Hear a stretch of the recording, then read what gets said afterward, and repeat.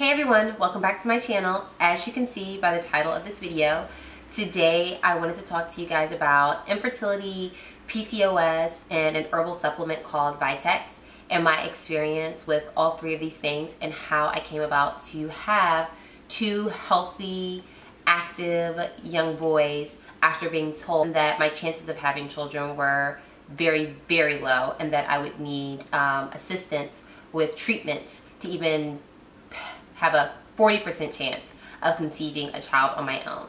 So first, let's get some background information.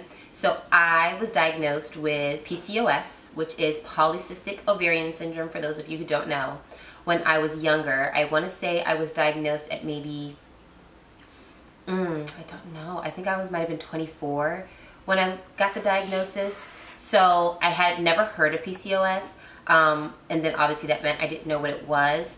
But how I was diagnosed with this, or what came about, was I had a girlfriend, and she, like myself, had very irregular cycles, and I mean extremely irregular. So I know some women are irregular where like it won't come every 28 days, it might, come every 2 months or something like that, but I was irregular to the point where I could have a period for 3 months straight, or I could go an entire year before I saw my next period, and you never knew. So it was just like one of those things where I kind of had to stay ready because I had no idea when my visitor was going to pop up. And she was experiencing the same thing, and she had gone to her doctor, and her doctor had decided to test her for polycystic ovarian syndrome, and it came back that she did have it. So she then mentioned it to me, and I was like, oh, maybe I should have my PCP test me for that. So I did. I went for like one of my regular checkups, and then I mentioned it to her, and she goes, I never really thought about that. With all the times you had mentioned your irregular cycles to me. And like in addition to them just being irregular, when I did have them, they were extremely painful. And I mean painful to the point where I was out of school, I was out of work, whatever series or stage of my life I was in at that time. Like if it was I was still in school, or if I was working by then I would have to like miss the whole day because I was in excruciating pain. Like even as a teenager, I'd be like on the floor in the fetal position, like because these cramps were that bad.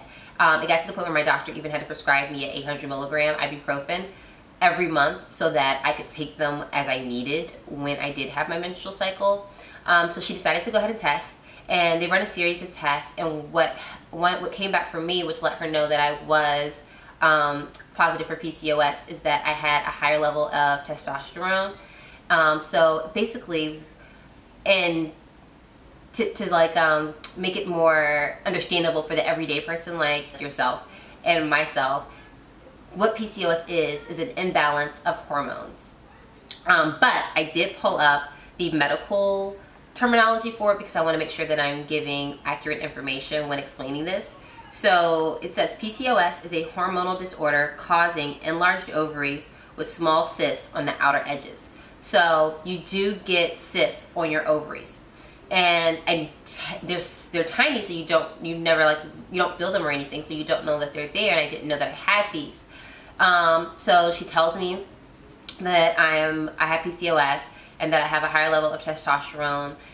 So that's why my hormones are so imbalanced. That's why my periods are irregular.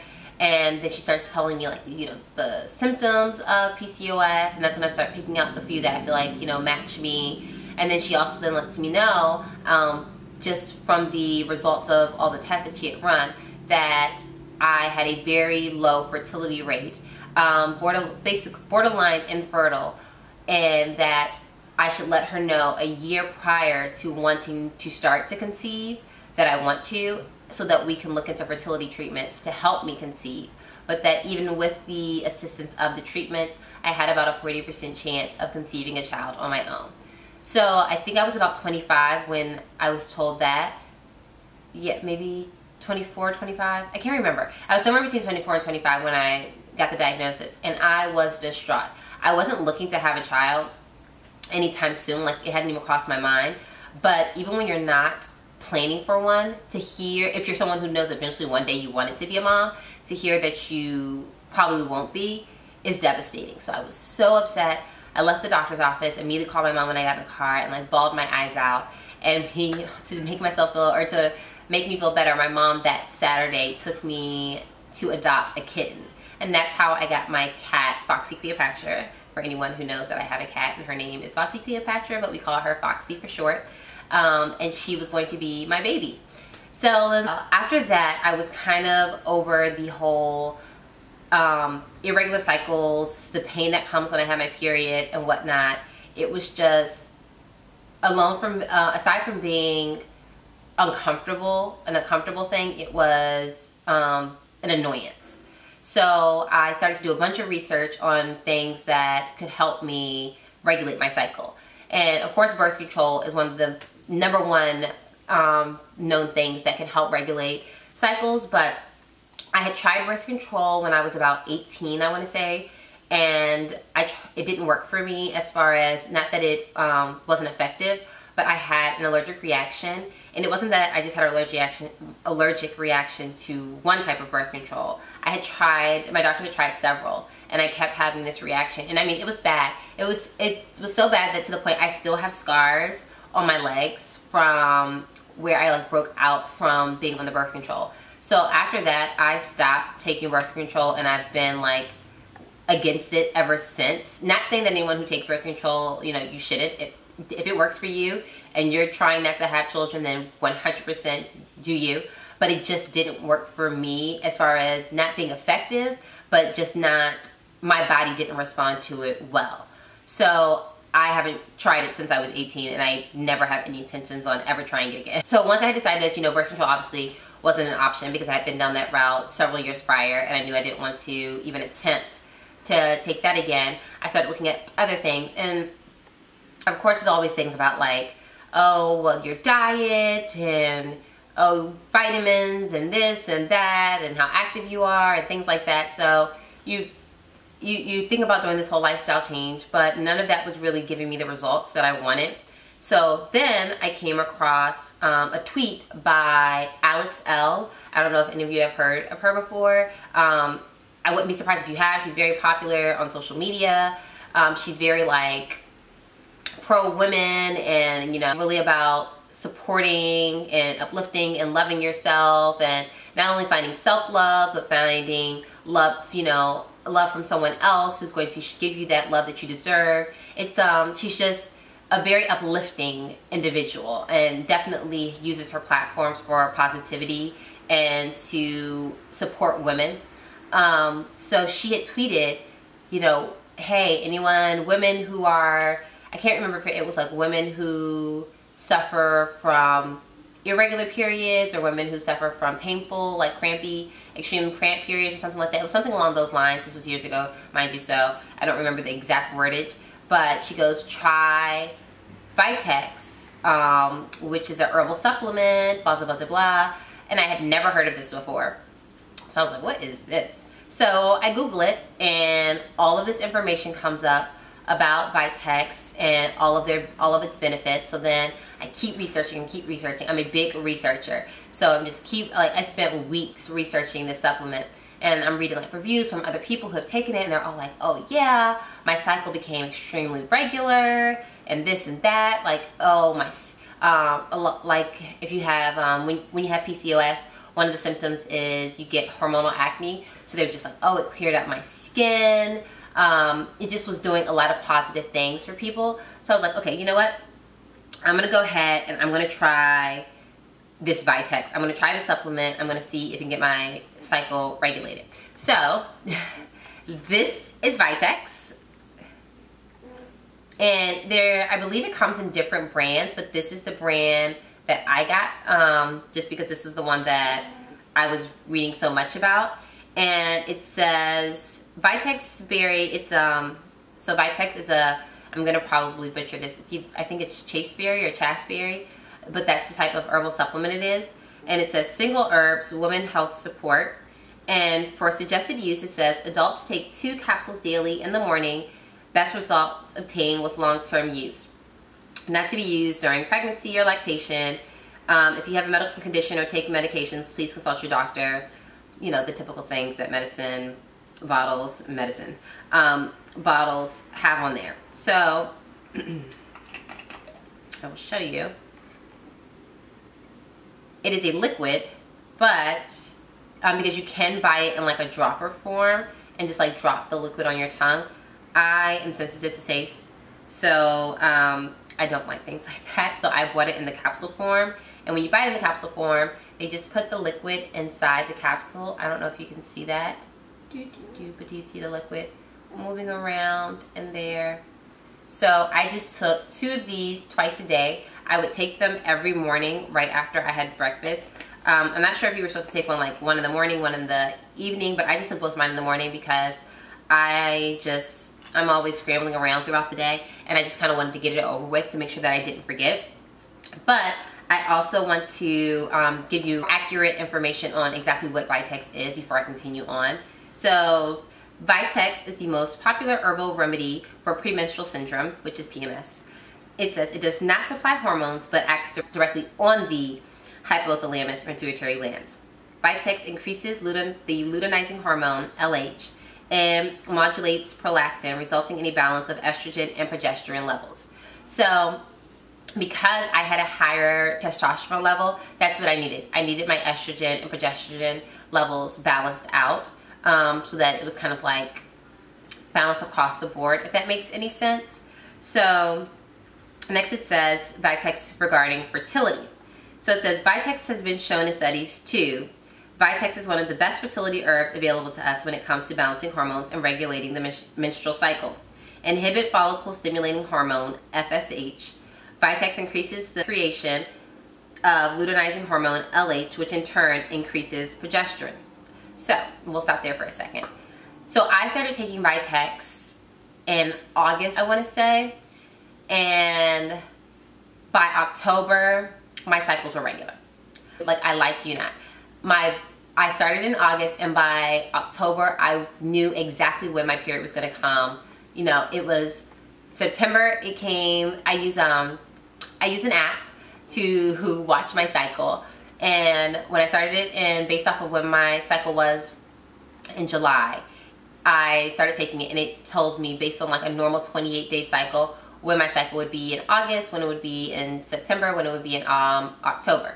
So I was tracking it that way and taking it consistently. I never missed a day. I took 2 a day. By October, I had seen a consistent pattern in the number of days I went between cycles. And it wasn't an exact 28 days. I was going, I think, 29 or 30 days in between cycles. I can't remember exactly. But what I will say is I started taking it in August of 2015. I was pregnant. November 2015. I got pregnant with my oldest son, Mason. Now, let me also, a little TMI here. The reason why that was just like so bizarre to me is because prior to that, I wasn't using any type of birth control, and I hadn't had any scares or anything like that, and it wasn't a big deal to me just because I was in a committed relationship, and I was told that, you know, I couldn't get pregnant anyway, so it wasn't like I was just like, you know, I didn't feel like I was taking a risk of having an unplanned pregnancy. So when I found out I was pregnant, it was in December, but we conceived Mason in November. So I was in disbelief. I took probably like 10 or 11 pregnancy tests because I just didn't believe it. I was like, my doctor told me that this wasn't possible. She told me that this wasn't going to happen. There's no way, there's something wrong. Like, this pregnancy isn't going to be a full-term pregnancy. Like, I'm going to miscarry. Something's wrong, because I was told that basically my body could not house a living being without some type of support, if even with support. So I immediately called my OBGYN and scheduled an appointment to see her. And by that point, I was only 5 weeks pregnant. Now, normally they do not want to see you until you are 8 weeks pregnant. But I was such, like, on edge. I had such anxiety that my doctor agreed to see me, because I'm like, this is not supposed to be happening. Like, mind you, I'm excited because I was older and I knew that I always wanted children, but I'm just like, before I, you know, do a cartwheel, I don't want to get my hopes up. So she brings me in, they do the test, and the test, of course, you know, positive, yes, you're pregnant. So then I'm just like, I still don't believe it. I want to have an ultrasound. And they're just like, Morgan, you can't have an ultrasound. It would make no sense to have an ultrasound. You're only 5 weeks pregnant. You're not going to see anything. And then that's going to bring you back down, because then you're going to think that this isn't real. And I'm like, I don't care, I don't care. So she finally agrees to go ahead and give me the ultrasound. She was right. at 5 weeks you don't see anything. So I saw a sac, but you couldn't see not even a dot in the sac. So usually at 8 weeks you could see at least a dot in the sac, but at 5 weeks I couldn't see anything. But I was still, at least I saw that there was a sac there. I was still happy. So then I say to her, how is this possible? My PCP had told me, a few years ago that this wasn't possible. So then I say to her, I've been taking this herbal supplement to help regulate my cycles. Do you think this is what got me pregnant? So she's like, what have you been taking? So I tell her, and she goes, she's heard of that. And so here's the thing about Vitex though. Vitex is not FDA approved. So a lot of medical professionals do not advise it when talking to women who are, fighting for fertility issues, because it's not regulated by the FDA. And when it comes to the medical profession here in the US, they only, focus on things regulated by FDA. So she's just like, I can't say that that's what got you pregnant, but I will say you weren't getting pregnant before you took that. So I took that to mean my OB and I have a very casual relationship, but I felt like this is still her profession and she's part of her practice, so she still legally did not want to come out and say to me, yes, Vitex got you pregnant. But I felt as though she was pretty much telling me, yeah girl, that supplement is what did this. So I then got really nervous though, because I was 5 weeks pregnant, but I had still been taking my Vitex. And I remember, as I just read to you, on the back of the bottle, it says, do not use if pregnant or breastfeeding. So I'm just like, oh my gosh, am I gonna hurt my baby some way because I've been taking the supplement? Then I thought at the same time, if this supplement is what raised my progesterone levels, and progesterone is what you need in order for you to maintain your pregnancy, if I stop this, are my progesterone levels gonna go back down, and then I'm going to have a miscarriage? So as you can imagine, my emotions were all over the place. I didn't know what to do. So what I decided to do was to slowly wean myself off of the supplement. So I continued to take it for like a couple weeks, as I had been, twice a day. Then I started to take it only once a day, until eventually I was completely off. So by the time I hit 12 weeks, I was 100% off of the supplement, which by then I was 3 months, which is technically supposed to be your safe period. Once you hit that 3 months, mind you, the complications can still happen past that point, but I felt comfortable that I had made it at least to this 3-month mark. So I felt confident that, it was okay for me to then, completely stop taking the Vitex. So I went on, and my pregnancy was fine. I had your typical pregnancy downers, which is like morning sickness and back pain and all that kind of stuff. But other than that, I had no serious complications until up to close to my due date. And I ended up having Mason early because I never made it to technically full term. He was considered a preterm baby, but he was healthy. They ran the normal tests that they would with any preterm baby. He had to go through a series of tests before they would allow us to go home, including like a car seat test. He had to go to the NICU and everything, but he was fine and we were able to go home within 3 days. And if you saw Mason today, he will be 2 on July 19th. I don't know if this video is going to go up before that or after that, but on July 19th, I will officially have a 2-year-old, and he is the most rambunctious child I have ever met. He's smart, he's rough, he's tough, he's playful, he's loving, he's everything you could possibly want, and shows no signs of any issues, because I know a lot of people question whether Vitex will then cause any type of effects on your child. I will say this though, as far as like what's the effects that it has on your body afterwards, like if you do conceive with Vitex afterwards. So I will say this, I had Mason again in July, and in 4 months I was pregnant again. I know, crazy. So another unplanned pregnancy. So we had Mason in July. I never started taking the Vitex again because I hadn't even gotten really my cycle back. So I didn't know whether my body was going to go back to how the Vitex had kind of trained it, or whether I was going to go back to pre-Vitex days or what. I just kind of was waiting to see. So I never started the Vitex again, since I was waiting to see how my period was going to be. And the first cycle that I finally got after having Mason was the cycle that I conceived Caleb on. So the period actually never came because obviously we fertilized the egg. And that was 4 months postpartum. So that was a big shock to all of us. And so that was in December December of 2000. So I had Mason in July. I conceived Mason in November of 2015. I had him in July of 2016. And then we conceived Caleb in December of 2016. And then Caleb was born in August of 2017. He was born on August 23rd. Now what I will say is, for Caleb, my pregnancy was a little bit more complicated. I didn't have the horrible morning sickness that I did with Mason. Like, I had morning sickness with Mason for 4 months straight. I think I lost 17 pounds during that period because I could not keep down anything. It was horrible. So with Caleb, thankfully, I didn't have that. But because I had a preterm baby, I had to get something called a Makena shot. And that shot started when I was 16 weeks pregnant and went up into my 37th week. And what that shot does is it kind of assists your hormones to help you maintain your pregnancy through full term so that you don't have another preterm baby. And again, I don't think that Vitex is what caused me to have Mason early. The Makena shot, again, was supposed to help so that Caleb, my pregnancy with Caleb, was maintained until full term by assisting me with those hormones and that progesterone that I needed. That progesterone boost, basically, that I needed. So you get the shots between 16 weeks and 37 weeks every single week. So you get a shot once a week. On my 37th week, you get the shot between 16 weeks and 36 weeks every single week. So I got my last shot on my 36th week.